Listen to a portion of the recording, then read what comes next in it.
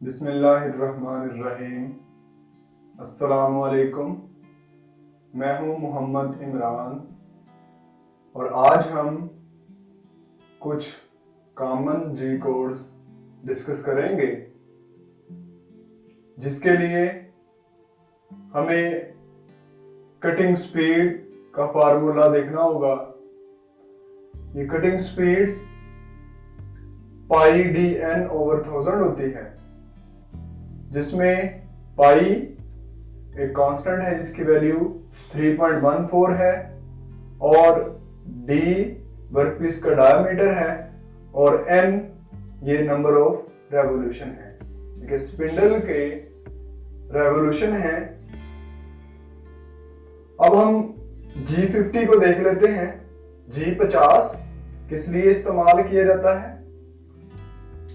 ये work reference set करने के लिए इस्तेमाल होता है, यानी कि ये वर्क रेफरेंस सेटिंग कोड कहलाता है। वर्क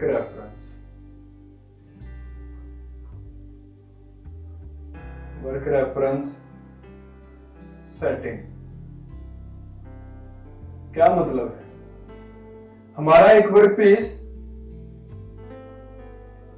जो कि इस तरह का है, राउंड वर्क पीस है और टूल यहां कहीं मौजूद है। तो इस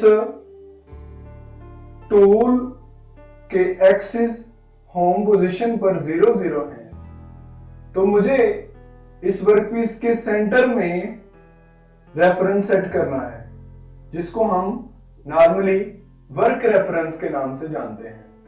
तो इस वर्क रेफरेंस को सेट करने के लिए ये G50 कोड इस्तेमाल किया जाएगा।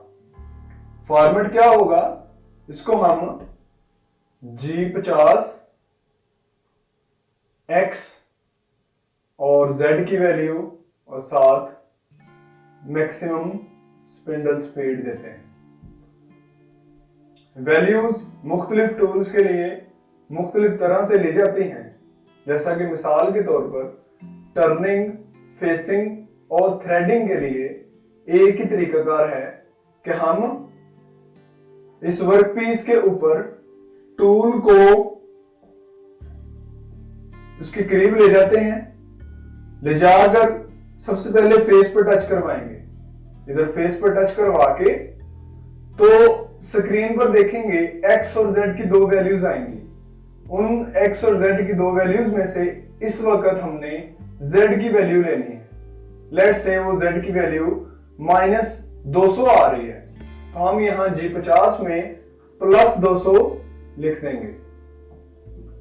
इसके बाद इसी टूल को थोड़ा सा पीछे करके हमने यहां डायमीटर के गिर्द टच करवाना है, यानी कि ये वर्कपीस है तो हमने उसको यहां पर इसके डायमीटर के अबाउट किसी भी जगह पर टच करवा देना। तो इस तरह टच करवाने से ये x की वैल्यू देखेंगे। तो इस वक्त x और z की दोनों वैल्यूज में से x की वैल्यू काउंट करेंगे। लेट्स से वो 100 आ रही है और वर्कपीस का डायमीटर 50 है, तो आप इस 100 वैल्यू में 50 डायमीटर ऐड कर देंगे, तो ये 150 हो गया। तो इसको हम प्लस का 150 लिख देंगे। वैल्यू यहां पर टच करवाने से -100 आए तो उसको प्लस में लिखना है, उसमें डायमीटर जमा कर देते हैं। किस केस में? टर्निंग के केस में, फेसिंग के केस में और थ्रेडिंग के केस में। जबकि ड्रिलिंग और इंटरनल टर्निंग और ग्रूविंग के लिए थोड़ा सा तरीकाकार मुख्तलिफ है। कोड यही लगता है ताकि हम अपने होम पोजीशन के रेफरेंस को इस वर्कपीस के सेंटर में या उसके कॉर्नर में बुला लें। तो ये था हमारा G50, जो कि वर्क रेफरेंस सेटिंग के लिए इस्तेमाल किया जाएगा।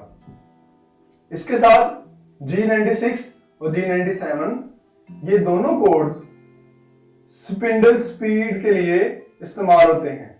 अब स्पिंडल स्पीड हमने किस तरह की रखनी है?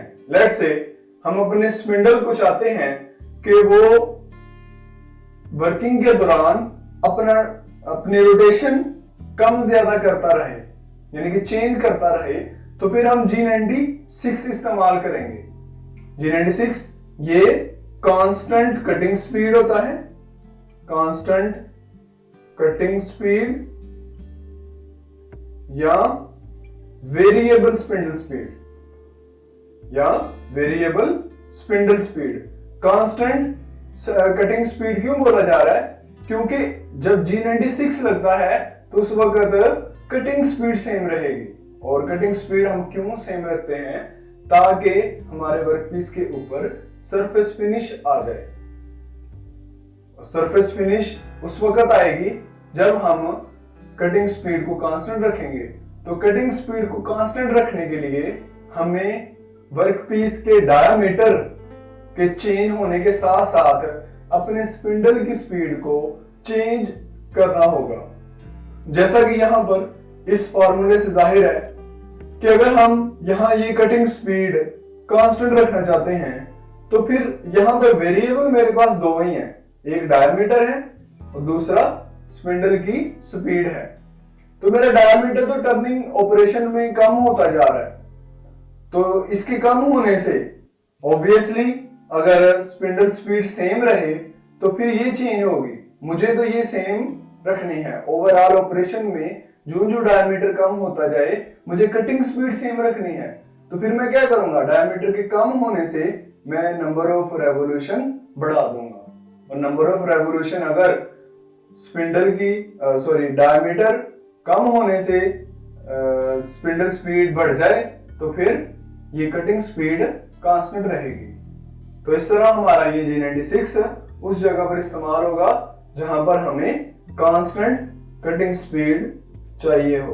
और G96 इसी तरह सिंपल, इसका कोई फॉर्मेट नहीं है, जस्ट हम लगा देते हैं। और नॉर्मली ये G50 के बाद ही आती है और इसके साथ उस स्पिंडल की डायरेक्शन होती है M03 M04 से, और साथ स्पिंडल की मिनिमम स्पीड दी जाती है। इसके साथ G97 ये constant cutting speed of command कहलाती है। इसको कांस्टेंट कटिंग स्पीड ऑन भी कहते हैं और ये constant cutting speed of command है, यानी कि इसमें कांस्टेंट कटिंग स्पीड नहीं है। तो फिर क्या है? इसमें स्पिंडल की स्पीड कांस्टेंट है। जैसा कि इसमें मुझे अगर मेरा डायमीटर कम होता जा रहा है तो मैं स्पिंडल की स्पीड सेम ही रखूं तो फिर क्या होगी? कटिंग स्पीड सेम नहीं रहेगी। तो G97 जब भी लगता है उस वक्त कटिंग स्पीड सेम नहीं रहती, या ये समझ लें कि स्पिंडल की स्पीड सेम रहती है।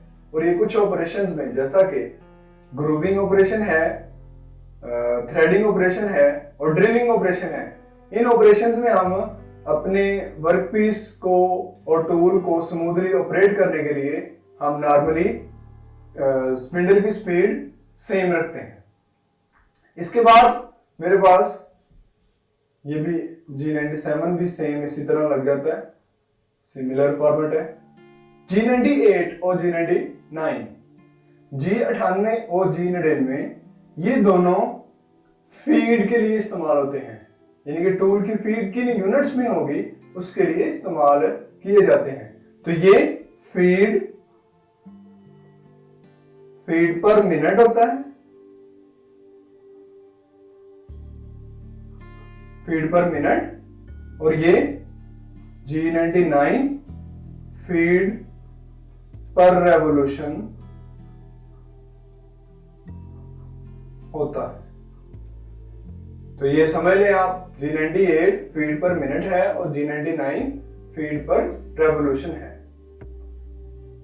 लेट्स से मेरे पास पहले G20 लगा हुआ है तो साथ लगा दिया G98, तो इसके यूनिट्स क्या बन जाएंगे? मेरे पास G20 ये इंचेस में है, इंच फीड के यूनिट बन जाएंगे इंच पर मिनट। इसी तरह लेट्स से यहां G21 और G98 लगाया गया है तो फिर ये मिलीमीटर पर मिनट बन जाएंगे। इसी तरह सिमिलर अगर आप G99 के साथ G20 लगाएंगे G99 के साथ, तो फिर ये क्या हो जाएंगे, इंच पर रेवोल्यूशन। तो इस तरह से ये हमारा G98, G99 इस्तेमाल किया जाता है। उम्मीद है इन कोड्स की आपको समझ आ गई है। अगर किसी जगह से कोई इशू हो तो आप कमेंट्स में क्वेश्चन कर सकते हैं। शुक्रिया।